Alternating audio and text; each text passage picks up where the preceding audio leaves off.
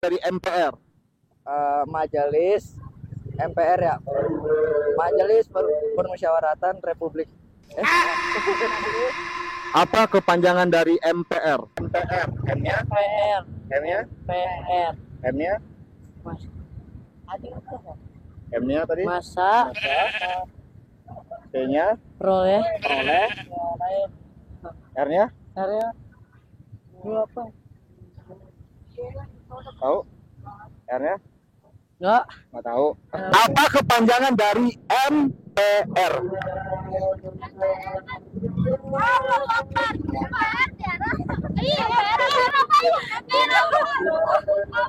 Tahu? Apa sih? 1, 2. 3 ya. Apa kepanjangan dari MPR? Nggak tahu. Apa kepanjangan dari MPR? Balik ah.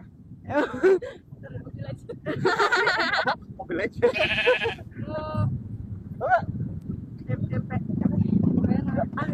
Tahu? Nggak. Oke, kepanjangan dari MPR. MPR ya? Tahu? Apa ya? Enggak tahu. Ibu kota Jawa Timur. Apa? Yogyakarta. Salah. Terima kasih. Ibu kota Jawa Timur. Ibu kota Jawa Timur. Yogyakarta. Ibu kota dari Jawa Timur. Bandung. Semarang. Ibu kota Jawa Timur. Ibu kota Jawa Timur. Solo. Tadi yang pasti MPR. Ibu kota Jawa Timur apa?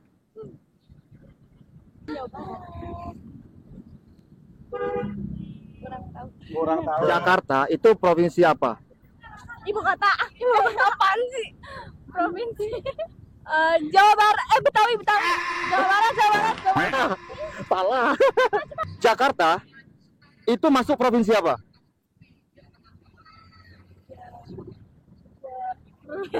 Tahu?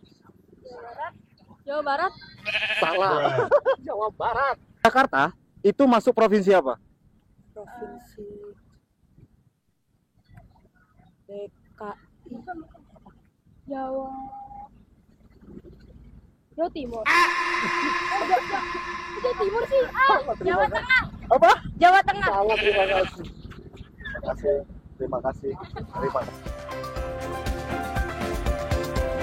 Saudara, apa yang kita saksikan tadi mungkin sebagian orang menganggap lucu, tapi buat kita sebenarnya ini satu hal yang miris dan ini hanya contoh kecil saja. Ternyata banyak para siswa yang tidak paham dan tidak tahu tentang pengetahuan umum soal Indonesia. Tambah beberapa waktu lalu mantan Wakil Presiden Yusuf Kala atau Wakil Presiden ke-10 dan 12 Yusuf Kala bahkan juga mengkritik tentang sistem pendidikan di Indonesia. Lalu apa yang salah sebenarnya? Apa kurikulum yang diterapkan ini tidak sesuai atau bagaimana? Bagi ini kita akan bahas dengan pakar pendidikan sekaligus Wakil Rektor 4 Universitas Negeri Surabaya, Jawa Timur, Martadi. Selamat pagi Pak Martadi. Selamat pagi Mas Radi. Sehat Ya. semuanya? Alhamdulillah sehat Pak. Bapak juga sehat ya, kita doakan semua sehat. Alhamdulillah. Baik. Sehat. Pak, melihat apa yang kita saksikan barusan, melihat sistem pendidikan kita, apa yang terjadi saat ini sebenarnya Pak? Ya, jadi kalau kita melihat tayangan tadi, kita melihat bahwa ada banyak anak-anak kita yang kemudian tidak mengenal lagi bahkan singkatan yang sangat sederhana, MPR, kemudian Ibu Kota Jawa Timur, itu pun mereka gagap. Nah, pertanyaannya sesungguhnya adalah apakah hal-hal tersebut, pengetahuan umum itu tidak diajarkan di dalam kurikulum kita, ataukah sesungguhnya sebenarnya diajarkan di dalam kurikulum tetapi tidak efektif atau tidak tertransfer dengan baik kepada anak-anak kita. Atau jangan-jangan anak-anak kita berpikir berbeda, menghafal itu sesuatu yang nggak perlu lagi. Gitu. Karena kalau saya hanya ingin tahu tentang Ibu Kota Jawa Timur, saya hanya tinggal buka, ketik Google. Jangan-jangan seperti itu. Atau ini persoalan-persoalan yang harus ditarik. Terlepas dari itu semua, ini adalah satu refleksi untuk kita bahwa ada yang perlu kita benahi, harus kita cek kembali di dalam kurikulum kita. Kenapa pengetahuan umum yang seharusnya menjadi basic bagi anak-anak kita kemudian tidak lagi dikuasai dengan baik oleh anak-anak kita. Itu barangkali yang harus kita lakukan refleksi tentang sistem pendidikan kita, khususnya adalah terkait dengan kurikulum dan cara pembelajaran kita. Oke, Pak Mar, tadi Wakil Presiden ke-10 dan 12, Pak Yusuf Kalla, ini juga sempat mengkritik begitu beberapa waktu yang lalu soal sistem pendidikan kita yang sepertinya juga cukup lemah saat ini untuk memberikan pemahaman yang cukup bagi anak-anak tentang Indonesia lah. Yang tadi kita saksikan ini kan sangat simpel sekali. Ya, ini, betul. Ya, apa ya, kalau Pak JK mengatakan ini the man behind the gun-nya yang salah, karena kurikulum merdeka kata Pak JK juga ini justru membuat anak-anak ini tidak belajar sesungguhnya. Jadi hanya ada kurikulum, tidak ada pembelajaran, bahkan sekarang yang mirisnya lagi UN katanya dihapus begitu. Ini kan sebagai standar siswa untuk menjadi apa atau menaikkan jenjangnya ke pendidikan yang lebih tinggi, ini malah dihapus. Bagaimana pandangan Anda soal ini? Ya, kalau terkait dengan kurikulum merdeka, yang dimaksud Pak JK adalah terkait dengan hal tersebut, memang ada beberapa catatan yang harus dipikirkan.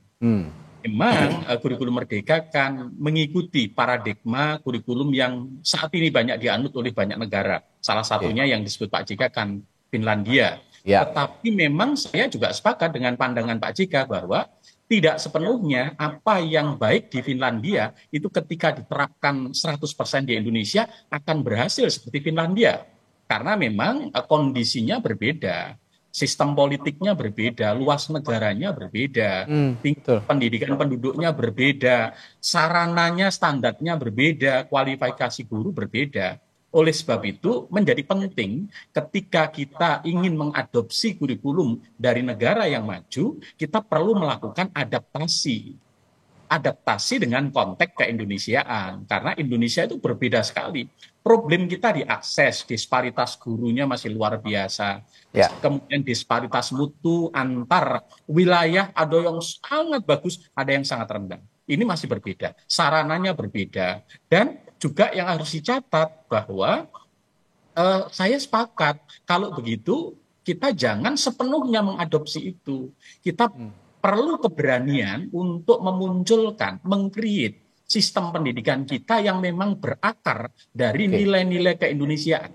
Kita punya tokoh yang hebat ya, Ki Hajar Dewantara, Syafi'i, Dria Karya, kemudian karakteristik masyarakat kita yang berbeda, kurikulum yang harus mempertimbangkan kewilayahan, kemudian kebutuhan pembangunan Indonesia. Saya yakin itu harus dipertimbangkan sehingga saya berpandangan bahwa kalau kurikulum merdeka sepenuhnya hanya menganut dengan pola-pola barat, saya tidak yakin bisa berhasil di Indonesia. Karena problem kita sangat berbeda, tantangan kita, kompleksitas kita berbeda dengan cara yang lain. Ya, analogi sederhananya adalah ketika anak-anak kita ini, yang tadi juga sempat kita saksikan tayangannya, ditanya soal ibu kota Jawa Timur, ibu kota Jawa Barat, tidak bisa menjawab. Kalau dari situ saja bisa kita lihat bahwa mereka akan tersasar gitu ya, karena tidak tahu daerah mereka berada di mana saja, bahkan tidak tahu begitu Pak Mar tadi. Iya, betul.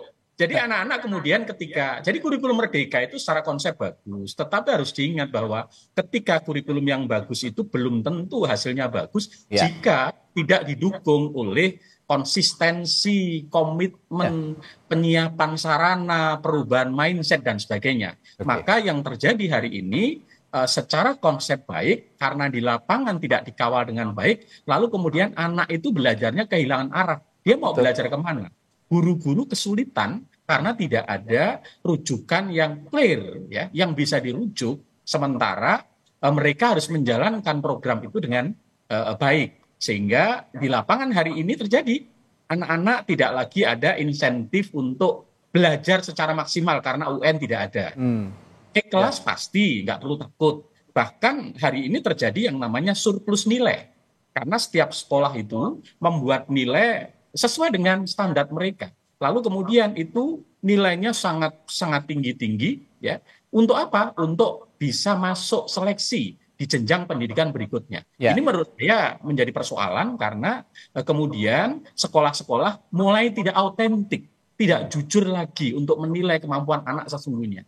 Mereka hanya berpikir pragmatis, hanya untuk anak bisa naik ke jenjang yang berikutnya, bisa masuk ke jenjang berikutnya, tetapi dengan cara-cara yang tidak edukatif. Ini menurut saya harus kita hentikan, kita harus berani membuat standar yang baru, kemudian memotivasikan anak untuk belajar bahwa untuk meraih sebuah capaian tertentu perlu perjuangan yang keras, bukan dengan cara yang santai, dengan cara yang tidak perlu bersusah payah dan sebagainya.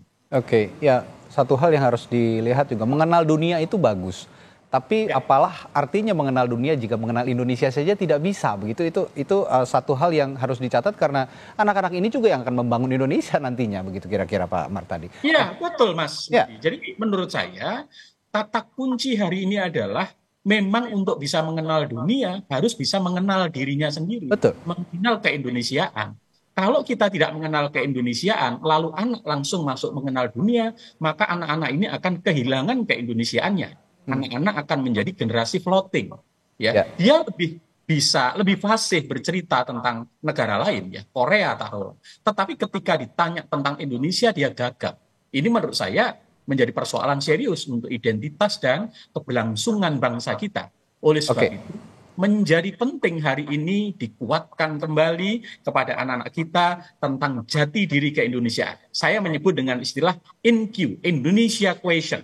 Jadi nilai-nilai keindonesiaan yang bersumber dari budaya keindonesiaan agar anak-anak kita tumbuh menjadi generasi Indonesia yang siap masuk ke lingkup dunia, bukan menjadi generasi dunia yang lupa dengan keindonesiaan. Saya kira itu yang penting. Ya, sepakat.